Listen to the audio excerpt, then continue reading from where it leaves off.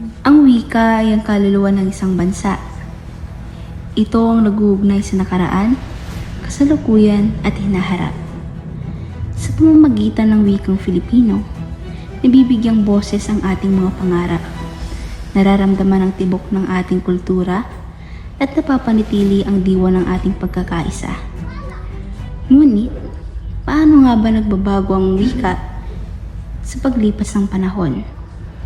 At ano ang papel natin sa pagpapahalaga at pagpapanatili nito? Tuklasin natin ang kasaysayan, gamit at halaga ng wikang Filipino sa ating buhay bilang Pilipino. Ngunit, paano nga ba nagsimula ang ebolusyon ng wikang Filipino?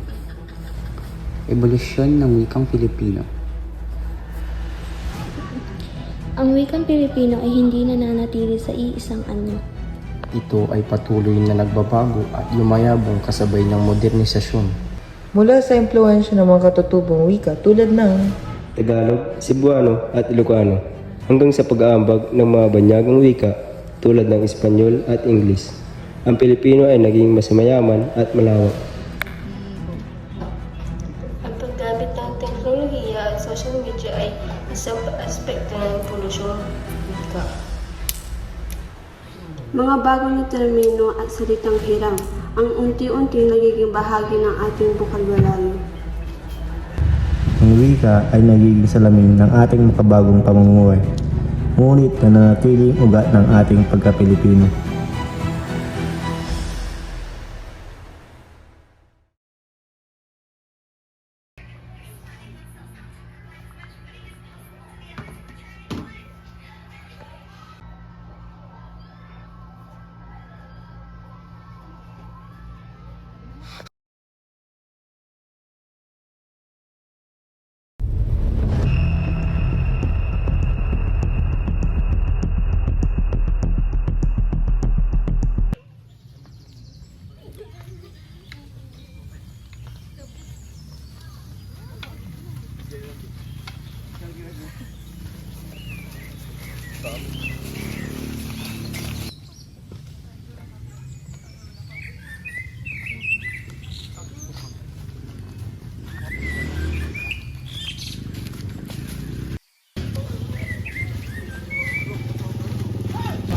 Sabi ko.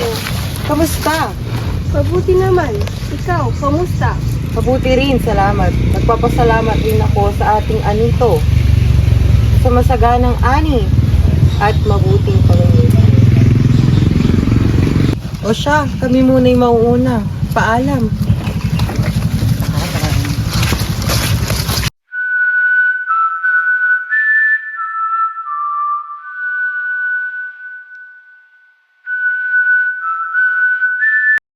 Repetir. Hola, ¿cómo estás? Hola, ¿cómo estás? Muy bien. Ang Espanyol ay mahalagang wika sa ating pag-unlad. Si Senyor, ang Espanyol ay gamitin namin sa ating buhay.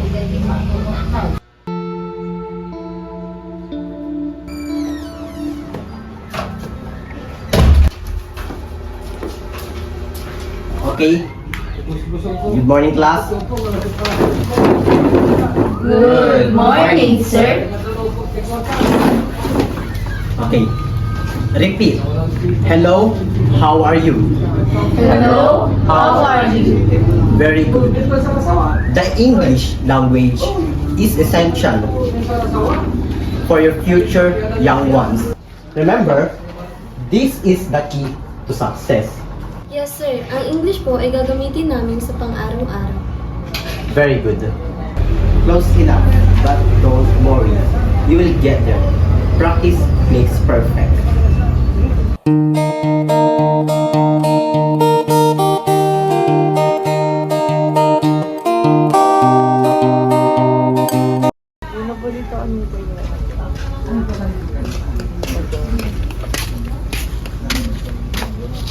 Kumusta ka? Mabuti naman, ikaw. Ito, nagpapasalamat ako sa ating wika dahil ito ang ating lakas at pagkakakinanglan. Ako rin. Ang Pilipino ay nagsisimbolo ng ating pagkakaisa. Isang diwa na nagbubuklod sa ating lahat, kahit sa iba't ibang bansa.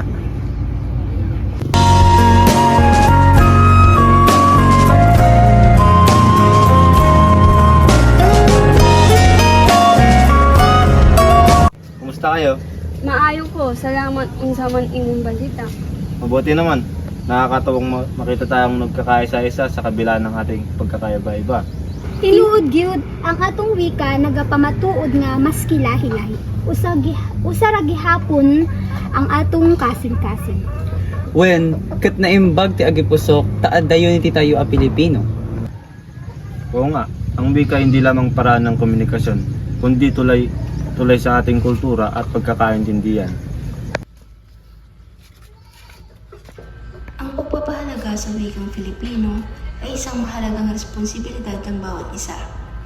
Maaaring simulan ito sa simpleng paggamit ng Filipino sa pang-araw-araw na pagkikipag-usap at pagsusulat. Ang pagtangkilik sa mga aktang Pilipino, mga libro, musika, pelikula, at iba pang sining ay isa ring paraan upang maipakita ang pagmamahal sa wika. Mahalaga rin ang aktibong partisipasyon sa mga programang pangwika tulad ng Buwan ng Wika upang ipalaganap ang kahalagahan ng wika sa kabataan at buong lipunan. Sa pamamagitan ng mga hakbang na ito, masisiguro natin ang wikang Filipino ay mananatiling buhay, makabuluhan at may mahalagang papel sa pagbuo ng ating pagkakakilanlan bilang isang bansa. Maraming salamat.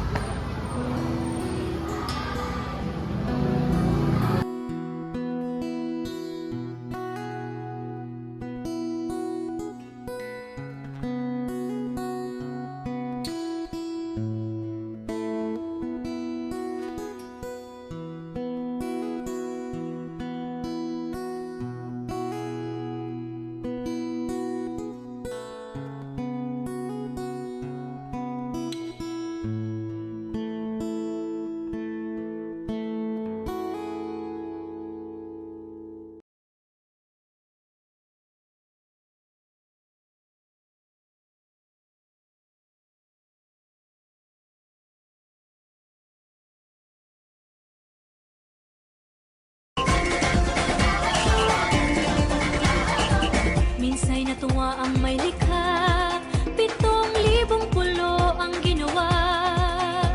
Mga hiyas na inilatag sa malasot lang